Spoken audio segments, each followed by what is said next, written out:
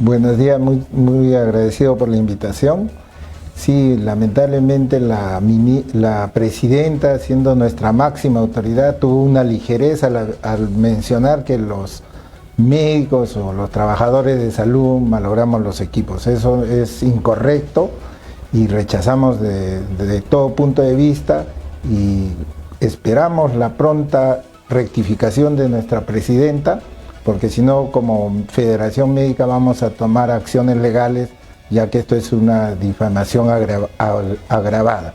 No tenemos ningún caso de algún personal de salud que haya sido denunciado por malograr algún equipo, y como Federación tampoco vamos a permitir eso. Seríamos los primeros en denunciar. Lamentablemente nuestro país no tiene los equipos necesarios, como para mencionar los tomógrafos. En Lima se necesitan aproximadamente 128 tomógrafos, de los cuales solo tenemos 27. Y muchos de ellos no están funcionando adecuadamente. En realidad, operativos en buen estado tenemos solo 17.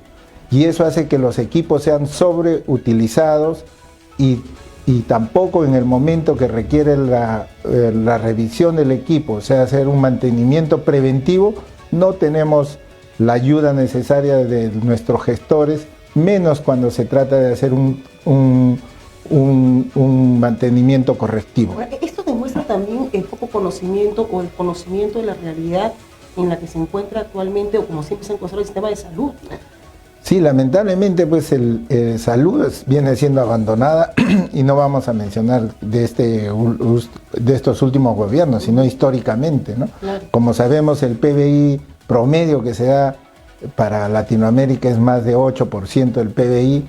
Sin embargo, nosotros este año agradecemos de alguna forma que se esté incrementando a un 4% del PBI, pero es la mitad de lo que requerimos. Entonces, si históricamente nos dan menos presupuesto, no se puede comprar equipos, no se puede hacer nuevos hospitales, no se puede contratar personal, nuestras farmacias del CIES están propiamente desabastecidas, ¿no? Entonces, que no su totalidad, ¿no? No hay medicamentos. Uno receta, por decir 4 medicamentos, se encuentra 1 o 2. Lo que antes ocurría que más o menos era 2 a 3. Ahora tenemos menos abastecimiento. Y esto es por la falta de recursos financieros. Esperemos que, como ha prometido nuestra presidenta en el discurso del 28 de julio, se construyan hospitales a nivel regional, 7 hospitales, y a nivel de Lima 5. Pero no vemos reflejado en el presupuesto del próximo año. Entonces esperemos pues que de alguna forma del fondo de contingencia, no sé dónde, se den los recursos para poder construir estos hospitales ofrecidos por la presidenta en el mensaje del 28 de julio. Es una realidad, doctor Calavera, que nos golpea cuando vamos a un hospital, ¿no? Cuando vemos en los parques, en los jardines de los hospitales, muchos ciudadanos que vienen de provincia. Muchos peruanos que no tienen ni siquiera dónde quedarse, no tienen dónde albergarse, que han hecho un esfuerzo, no tienen idea ustedes el esfuerzo enorme que han hecho, no tienen que hacer actividades porque no hay atención requerida, no lo pueden intervenir bajo la especialidad que ellos necesitan en la provincia donde ellos viven, y vienen aquí a la capital. Sí, lamentablemente pues es una realidad que por la falta de especialistas no tenemos ni siquiera en las macro regiones todas las especialidades, ¿no? Y eso hace pues que nuestros pacientes vengan acá a Lima, se les dé cita prolongada porque no hay recursos. Nosotros hace mucho tiempo estamos pidiendo que por la falta de especialistas, que son más de 16.000 a nivel nacional, se permita a este grupo de especialistas poder laborar en 2 instituciones bajo la modalidad de horas complementarias, es decir, que el profesional pueda trabajar, por decir, en el Hospital Loaiza y en el Hospital Almenara, o en el Hospital Loaiza y en el Hospital San Bartolomé. Claro, de esa forma poder solucionar a través de horas complementarias. Sin embargo, no se da un presupuesto para las horas complementarias. En pandemia sí se permitía poder hacer trabajo de horas complementarias, sin embargo ahora ya no se puede, no hay presupuesto. Y eso hace que las citas, las operaciones, las consultas sean mucho más prolongadas, y el perjudicado son nuestros pacientes. ¿No? También se debe desembalsamar las cirugías que están desde hace más de 3 años, muchas de ellas antes de la pandemia, esperando un turno operatorio y hasta ahora no se puede solucionar. Se debe hacer lo que en un momento se hizo, llevar médicos a las regiones, especialistas o subespecialistas a poder solucionar los problemas para que el paciente no tenga pues lo que tú mencionas, con tanto sacrificio venir a Lima, estar esperando un turno, no tener dónde alojarse, muchas veces duermen en los pasillos del hospital, en las bancas, o ahora que está ya de moda dormir fuera de los hospitales. Todo esto lo podemos mejorar, pero siempre y cuando se dé recursos, se asesoren adecuadamente tanto nuestro ministro de Salud, el ministro de Trabajo para los compañeros de salud y se pueda solucionar esto. No puede haber colas. Nosotros tenemos y es lamentable que hay especialidades pues, como la terapia física después de esta catástrofe que sufrimos por el COVID. Muchas personas han quedado pues con problemas del habla, de su desarrollo psicomotor, claro, y necesitan pues el apoyo de terapistas y propiamente en nuestras instituciones no se dan abasto. Ha sido un golpe emocional muy fuerte, muchos han estado entubados y han tenido el milagro de volver a la vida, pero algunos han despertado y no han encontrado casi a nadie de su familia. Sí, eso es muy cierto y esa es una necesidad muy alta que tenemos de la parte psicológica, de la parte de psiquiatría. Y esperemos que también esto se pueda solucionar a la brevedad, reforzando nuestros centros de atención primaria, que tenemos en muchos de ellos atención por psiquiatras o la especialidad de psiquiatría, psicología, y mejorar pues la salud mental de nuestra población. Esperemos que se sigan haciendo, hay iniciativas muy loables, pero no lo suficientemente en cantidad para mejorar la atención de nuestros pacientes. Ahora, el COVID no ha desaparecido. Algunos consideran que ya la pandemia ya pasó, que ya no somos vulnerables ante la presencia del COVID o sus subvariantes, pero eso es completamente falso, ¿verdad? Todavía el COVID sigue presente, sigue cobrando víctimas, aunque muy poco se hable, todavía hay cuadros de personas con neumonía, y ahora la presencia de esta variante Eris nos da justamente, nos choca contra esta realidad, algunos no quisieran ni siquiera tocar. Sí, sí, el COVID está con nosotros, eso no lo podemos negar, pero también tenemos que ser claros y no ser alarmistas, ¿no? Hay que recordar que en la segunda ola llegamos a pasar los 1000 fallecidos por día. En la última semana que hemos podido informarnos, la semana del 21 al 28 de agosto, ha habido solamente, bueno, no diremos solamente, sino ha habido 24 fallecidos. Nosotros quisiéramos que no haya ningún fallecido. ¿Qué significa más de 3 fallecidos por día? Los casos nuevos son también bastante bajos, no llegan a 20 por día. Hemos tenido hospitalizados también en promedio esa semana 17 pacientes por día y 6 pacientes en UCI. O sea, pero son pacientes que llegan ya con un cuadro avanzado. Muchos de ellos no vacunados o pacientes mayores. Recordar pues que en un momento teníamos casi 3.000 pacientes en UCI, ahora son 6. Y además de tener 3.000 pacientes en UCI, más o menos teníamos cerca de 2.000 esperando por un ventilador. Y eso sí fue muy lamentable, muy crítico, y esperemos que nuestras autoridades en el Poder Judicial se llegue a determinar la verdad y sancionar a los culpables, ¿no? Ahí está el expresidente Vizcarra, que consideramos pues que no actuó como debía actuar, no se engañó diciendo que iba a construir hospitales, colegios, más de 80 hospitales, dijo más de 1000 colegios, no compró la vacuna a quien debía comprar, que se estaban haciendo los tratos, que era la vacuna de Pfizer, compramos la de Sinopharm y tardíamente. Además, él también mencionaba que se iba a comprar tal número de ventiladores, y lo cual nunca se produjo. Usábamos pruebas rápidas para hacer diagnóstico, y como sabemos se hacían positivas después de 7, 8 días, y eso hacía que no podamos cortar la cadena epidemiológica, debiendo usarla. ¿Hay responsabilidad del presidente de turno, Martín Vizcarra, en este caso usted considera, o es también un sistema colapsado que ya se encontraba en una situación, digamos, crítica al sistema de salud, que no pudo hacer frente a este virus? No, creemos que hay responsabilidad, eso lo van a determinar en el Poder Judicial, pero comprar pruebas rápidas cuando sabíamos que no nos servían de mucho, no dar el oxígeno a toda la población que necesitaba, no haber ampliado la cantidad de hospitales que se podía hacer, hospitales aunque sea de campaña, a pesar que él nos dijo que iba a construir 80 hospitales y no vimos nunca ningún hospital. Entonces todo eso se debe averiguar, por qué se postergó la compra de vacunas. No sabemos pues que un día significaba mil vidas cuando estuvimos en plena segunda ola, y eso si hubiéramos comprado un mes antes, estamos hablando de un número considerable de vidas que se hubieran... errores, ¿no? El acumular, aglomerar más a las personas, un día sale la mujer, un día sale el hombre, no salen los adultos mayores, veíamos las colas enormes que se producían en los mercados, lejos de ayudar a que el contagio disminuya, se incrementó. Sí, eso fue muy lamentable, ¿no? Y no hubo pues una estrategia adecuada. No, ahora de repente ya conocemos mucho más de eso y no era lo más correcto, ¿no?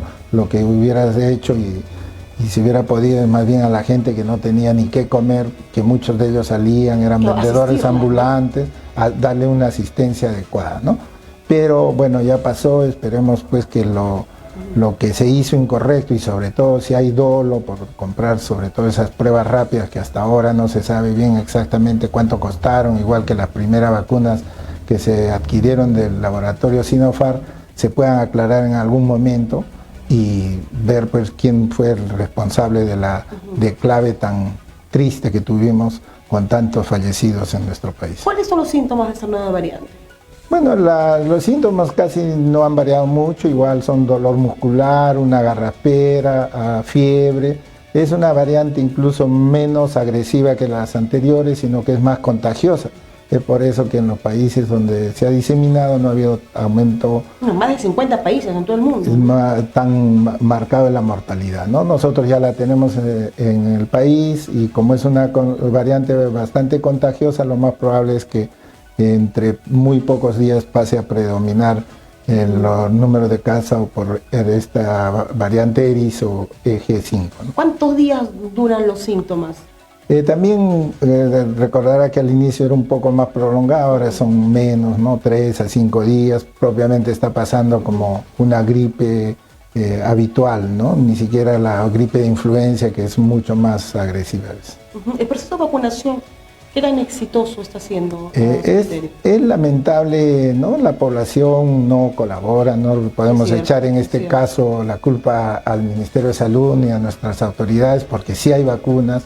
El porcentaje de pacientes que tienen mayores de 60 años que tienen una dosis es apenas el 21%. Como sabemos y lo hemos mencionado, para tener una adecuada protección tiene que estar cercana al 80%.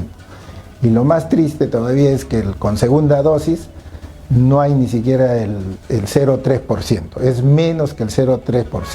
Entonces esperemos que la población tome conciencia, acuda a los vacunatorios que están disponibles en todos los hospitales y en algunos centros especiales como Campo Marte, San Luis, que lo vemos en aquí en Lima. Lados, ¿no? Porque ¿no? Yo creo que todos nos hemos cruzado de repente con un grupo de vacunadoras en los mercados, en todo yendo lugar, casa por casa con su megáfono, en todos lados, en la estación del tren, del metropolitano. O sea, sí, como que la intención y el trabajo está, pero también está la desinformación de parte de la ciudadanía, que es reticente a vacunar. Sí, falta la respuesta ahí, hay que reconocer, y la población de riesgo también no nos podemos olvidar. La bivalente pueden recibir los mayores de 12 hasta antes de cumplir 60 años que tengan alguna comorbilidad. Y en este grupo hay un porcentaje también reducido que es del 6%, ¿no? O sea, nos falta mucho por hacer y esperemos que la población haga su parte, que se venga a vacunar en todos los hospitales, y acá en Lima tenemos San Luis, por ejemplo, La Videna, ¿no? y el Campo Marte, que están dispuestos a vacunar 12 horas del día, ¿no? Los niños de 6 años, ¿cuántas vacunas que deberían tener? Los niños de 6 años deberían estar en su tercera vacuna, y también los menores de 6 años ya deberían estar con 3 dosis, ¿no? ¿Y los menores de 12? Hasta 12. De 6 a 12 ya estamos hablando de la cuarta dosis que ya les deberá corresponder, pero todavía pues es muy variable, ¿no? Los niños, como no se han enfermado muy grave o muy poco lo han hecho, entonces también se ha atrasado un poco la vacunación. Lamentablemente, ¿no? Porque sí, de todas maneras, no hay que olvidarnos, ¿no? Depende de nosotros. Hemos visto en realidad mucho trabajo de parte del Ministerio de Salud, vemos a estos grupos vacunando, y ya depende de uno también, no es que tampoco, ya poco más falta que nos toquen la puerta y que nos saquen para vacunarnos, ¿no? Sí, como así nosotros en algún momento reclamamos al gobierno que nos dé más ventiladores, que nos traiga vacunas, ahora le pedimos a la población que se vacune, ¿no? Que sobre todo los mayores de 60 deben estar ya con 2 dosis de bivalente. Los refuerzos se pueden dar en mayores de 60 a los 2 a 4 meses después de la primera dosis, y en los pacientes que son inmunosuprimidos pasando 2 meses, o sea, la segunda dosis. Y eso nos va a proteger, ya vemos, y nosotros lo hemos visto en nuestros compañeros, que después de la segunda dosis, propiamente la mortalidad se redujo bastante, pero ya con la cuarta dosis es muy rarísimo. Solamente hay personas o colegas o compañeros de trabajo que no se han vacunado o que son demasiado mayores claro, de 80 y con otras enfermedades. Yo tengo todas mis vacunas, falta todavía la segunda dosis de la bivalente, es la única que falta. Después todas tengo vacunas que Vizcarra, creo, pero es que depende de nosotros, doctor. Yo entiendo que hay una fuerte campaña de desinformación de las no vacunas, pero tiene que primar en realidad la ciencia, ¿no? Tiene que primar la información científica, o sea, no podemos hacernos los ciegos, los sordos ante lo que ha pasado, y más aún cuando hay un trabajo que está desplegado de manera coordinada a nivel nacional, porque el Perú algo se caracteriza porque sabe vacunar y vacuna muy bien. Entonces ya depende también de uno mismo poner de su parte y no caer pues en este juego de la desinformación y decir no pasa nada, no me vacuno, y después estamos propagando el virus, ¿no? Sí, nosotros protestamos después de la segunda dosis pidiendo la tercera dosis porque teníamos un número cercano a 27 colegas que habían fallecido, ¿no? Sin embargo, ya después de la cuarta, quinta dosis propiamente no había ninguno de los vacunados, y los que no tenían pues edades extremas, mayores de 80 años o muchas comorbilidades, ¿no? También aprovecho la oportunidad para no solamente vacunarnos contra el COVID, la cobertura de las otras vacunas normalmente que se ponen en la infancia, la triple, la polio, la neumococo, el rotavirus, sarampión, está muy baja la cobertura, esperemos mejorar, estamos muy lejos del 75-80% que se requiere, se está haciendo múltiples campañas, pero igualito no hay la respuesta que se espera. ¿Pero es porque faltan vacunas o es porque la población ya no está acudiendo con los bebés o con los niños a vacunar? No está acudiendo, en este momento no hay falta de ninguna vacuna, hay todas las vacunas, incluso el papilomavirus, el neumococo, que son vacunas bastante caras, ¿no? Claro. Son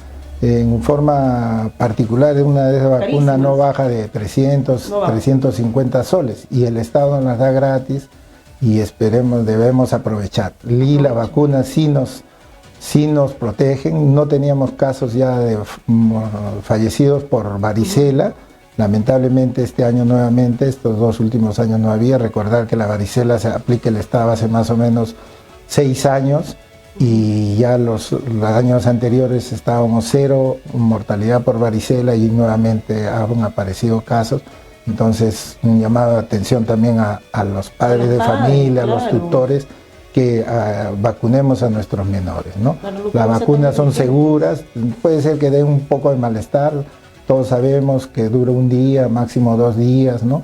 Y son malestares tolerables que con un antipirético o un antiinflamatorio van a pasar, y la protección es de por vida con una vacuna. Y lo que dice es cierto, es gratuito. En mi caso yo mis hijos son ya más grandecitos, ¿no? Pero tuve que acudir a las clínicas particulares, que eran carísimas, ¿no? Porque son varias dosis, el rotavirus, el neumococo, ahora el Estado les brinda y no cuesta nada. Así que por favor tengan su esquema de vacunación actualizado y eviten por supuesto que sus hijos puedan ser víctimas de estas enfermedades. Bien, doctor, yo le agradezco muchísimo, agradezco mucho su presencia para hablar de todo un poco con respecto al tema de salud. Esperemos que nuestras autoridades den una mirada nuevamente a salud. Nos faltan demasiados equipos, ya dije el caso de tomógrafos, el caso de resonadores, debe haber un resonador por cada 300.000 a 500.000 habitantes, somos 33 millones, deberíamos tener en el Perú 66 resonadores, lamentablemente no pasamos de 10 resonadores a nivel nacional, incluyendo los que tiene la Seguridad Social y el MINSA. ¿Y cuánto tiempo tiene que esperar un paciente para una resonancia magnética? A las colas a pacientes hospitales son muy largas y muchas veces ahí sí le damos la razón a la presidenta que sí nos vemos obligados a mandarnos muchas veces a forma particular porque necesitamos un diagnóstico, el paciente no puede estar hospitalizado por semanas y ahora la medicina avanza, pues no solamente resonador, tomografía, y SPED y muchas otras cosas que no tenemos en el Ministerio. Aparte que el diagnóstico no se le puede recetar, no se le puede operar.